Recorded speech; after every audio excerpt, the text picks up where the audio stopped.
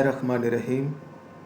Next जो हमारा content है फेज रूल चैप्टर से वो है वन कंपोनेंट सिस्टम, और उसमें जो आज हम एग्जांपल कोट करेंगे वो है वाटर सिस्टम।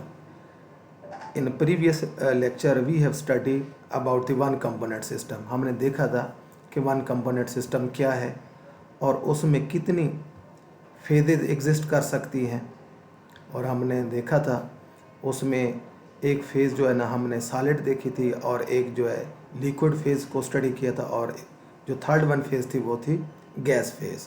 और इनकी हमने रिलेशन भी देखा था कि एक फेज़ दूसरी फेज़ में कैसे कन्वर्ट होती है, और कौन सा वो पॉइंट है जहाँ तीनों फेजेज एग्जिस्ट करती हैं। और आज के लेक्चर में हमने जो एग्जांपल कोट करनी है वो है वाटर सिस्टम। तो ये फेज़ डायग्राम जो है ये वाटर सिस्टम से रिलेटेड है।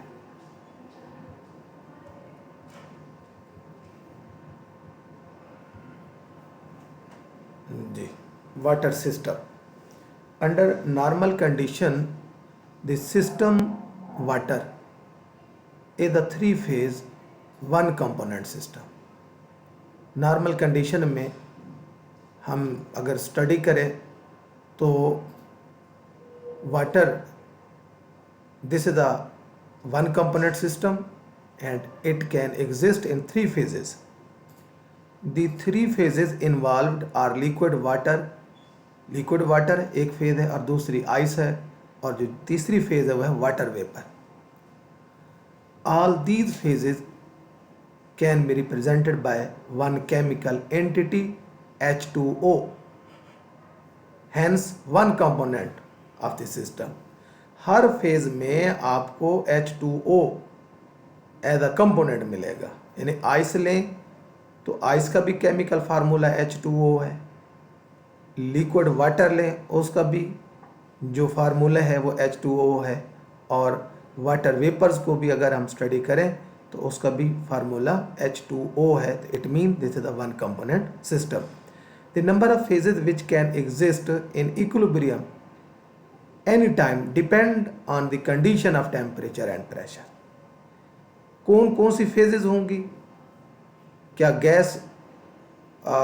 गैस फेज और सॉलिड फेज में इक्विलिब्रियम होगा, या सॉलिड फेज और लिक्विड फेज में इक्विलिब्रियम होगा, या लिक्विड फेज या गैसियस फेज में इक्विलिब्रियम होगा? ये डिपेंड करता है condition of temperature and pressure.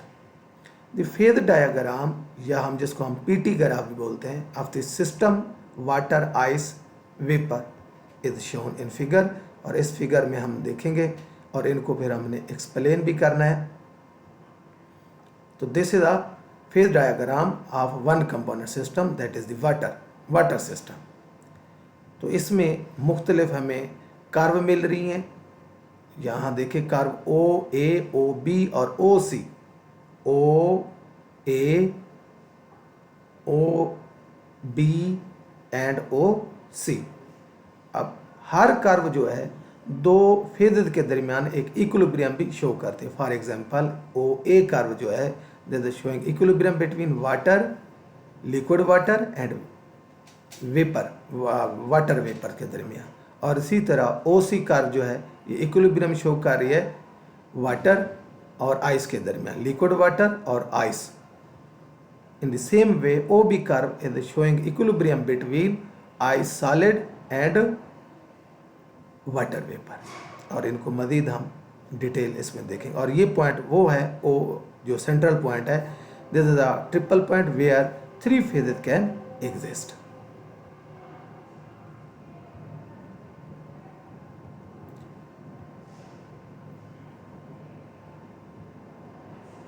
Ji, curve O C, इसको हम दूसरा नाम देते हैं फ्यूजन कर्व बोलते हैं, fusion curve of ice. OC fusion curve of ice. It depicts the effect of pressure on the melting point of ice. ये जो कर्व है ये आइस के मेल्टिंग पॉइंट पे प्रेशर का क्या इफेक्ट है ये शो कर रही है।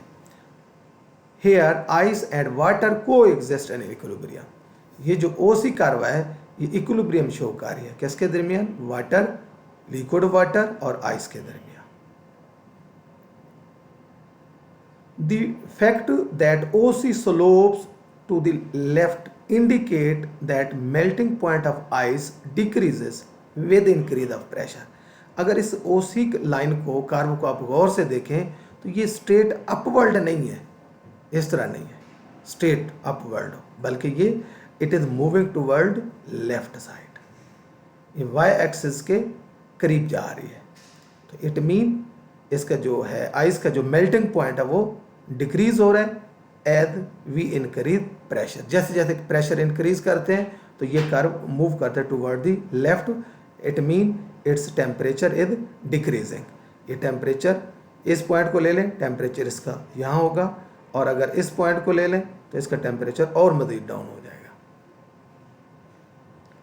Since ice melts with decrease in volume by Le Chatelier principle, Le Chatelier principle के मुताबिक वॉल्यूम आप डिक्रीज करें तो आइस को मेल्ट करेंगे, the melting point is lowered by increase of pressure, और इसको हम प्रेशर इंक्रीज करने से लोअर कर सकते हैं, मीन मेल्टिंग पॉइंट डिक्रीज हो जाएगा बाय इंक्रीजिंग प्रेशर। ये कर्व लेफ्ट इसलिए मूव कर रही है। It may be noted that the one atmosphere line meets the fusion curve at 0 degree centigrade. यहाँ ये जो है इसी पॉइंट को लें तो ये 0 डिग्री सेंटीग्रेड पे टेम्परेचर को कट करेगी, which is the normal melting point of the ice. ये आइस का नॉर्मल मेल्टिंग पॉइंट है। Along the curves O A, O B, O C there are 2 phases, 2 phases के दरमियान इक्विलिब्रियम है। ओ सी मैंने पहले अर्ज किया, ओ सी जो है वाटर और आइस के दरमियान इक्विलिब्रियम शो कर रही है। O A this is showing equilibrium between water, liquid water and water vapour, and O B equilibrium between ice, solid water, solid H2O and vapour H2O के दरमियान इक्विलिब्रियम शो कर रही है। तो इसका मतलब ये हुआ कि हर फेज में अगर हम इसको डिग्री ऑफ फ्रीडम देखें, 2 फेजेज इन इक्विलिब्रियम में जहाँ, और इसकी डिग्री ऑफ फ्रीडम को हम कैलकुलेट करें वी गेट 1 वैल्यू। कैसे? कंपोनेंट 1 है हमारे पास और फेजेज जो है ना वो 2 है, तो result will be 1। Hence, each 2-phase system, water, water vapor, represented by OA, ice, water vapors represented by OB, and ice, water represented by OC, has 1 degree of freedom, that is monovariant.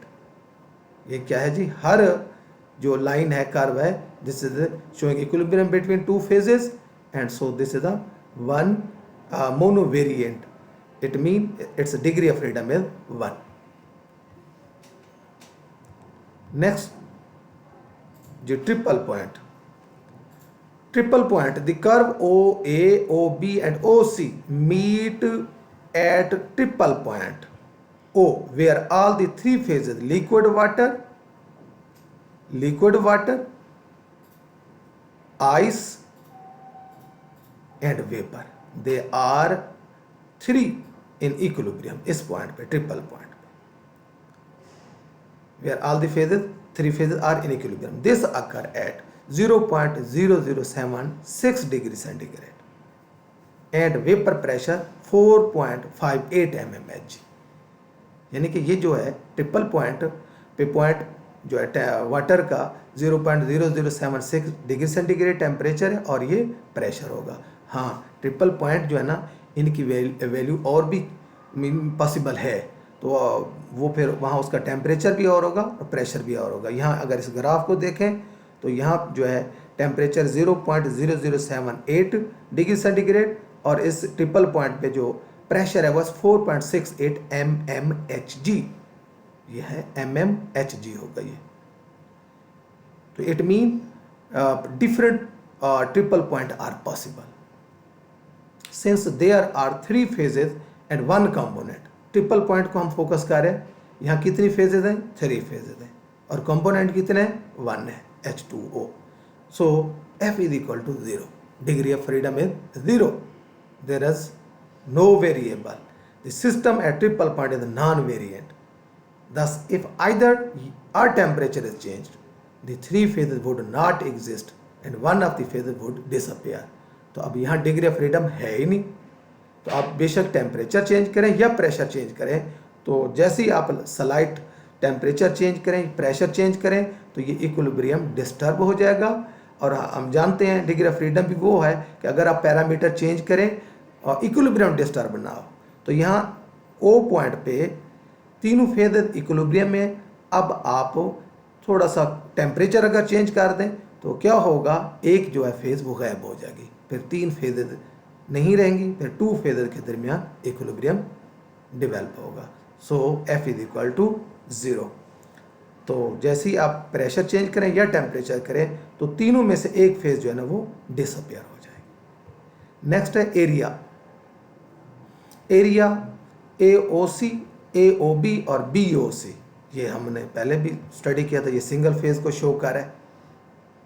This one COB, COA and AOB, here is a single phase, that is a gaseous phase, vapor phase, and this COA, this is a water phase, and ice COB, this is a single phase, that is a ice, या हम कह सकते हैं solid phase है water के। The areas or region between curves show the condition of temperature and pressure under which single phase ice exist करेगी और water या फिर vapor। Thus area OAC represent condition for the one phase system। अब यही curve यहाँ दोबारा हम देख रहे हैं कि area AO, AOB, AOB, this is showing vapor phase, and next is a BOC, BOC, this is the ice, solid phase। In all the three areas there being one phase and one component। phase क्या है, अगर ice को ले लें या आप liquid water को ले लें या फिर आप इसको वेपर को ले लें, तो यहाँ फेज, एक फेज को आप चूज करें, और ये भी जानते हैं कंपोनेंट भी वन है, तो degree of freedom will be 2। It mean in each phase if we change 2 variables then equilibrium is not disturb. thus each system water thus each system water vapor or ice has 2 degree of freedom, that is system is bivariant। और इसके साथ है unstable stage है जिसको हम metastable system बोलते हैं, या हम सुपर कूल्ड वाटर या वेपर सिस्टम। प्रीवियस लेक्चर में भी हमने स्टडी किया था कि ये वाली कर्व है AO, इसको फर्दर हम लें बड़ी केयरफुली इस तरह है कि ये जो कर्व है AO, ठीक है, AO जो कर्व लिक्विड वाटर और वेपर वाटर के दरमियान इक्विलिब्रियम एस्टेब्लिश है।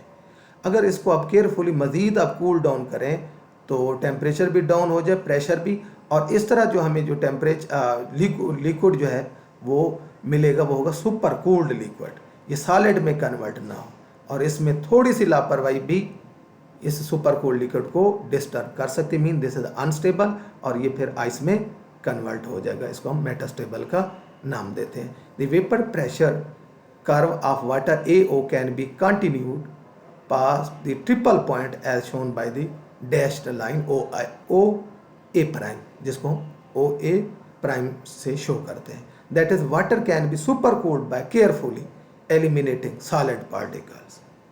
सॉलिड पार्टिकल्स को रिमूव करें अगर बनते हैं, लेकिन सुपर कूल्ड लिक्विड हमें मिले, सॉलिड टोटली ना हो। The super cooled water in water system is metastable, it at once reverts to the stable system। ice vapor on the slight disturbance are introducing a crystal ice। तो ये जो है very very unstable system है। तो देखा जाए तो OA prime जो है ये शो करे इक्विलिब्रियम सुपर कूल्ड लिक्विड और वेपर के दरमियान। तो जैसे ही आप इसमें थोड़ा सा डाल दें, क्रिस्टल अगर डाल दें वाटर आइस का, तो या कोई और मटेरियल डालें तो फ़ौरन लिक्विड जो है ना ये फ्रीज हो जाएगा और फिर जो इक्विलिब्रियम डेवलप होगा जो स्टेबल स्टेज के दरमियान, वो है ice and water vapour. Thank you.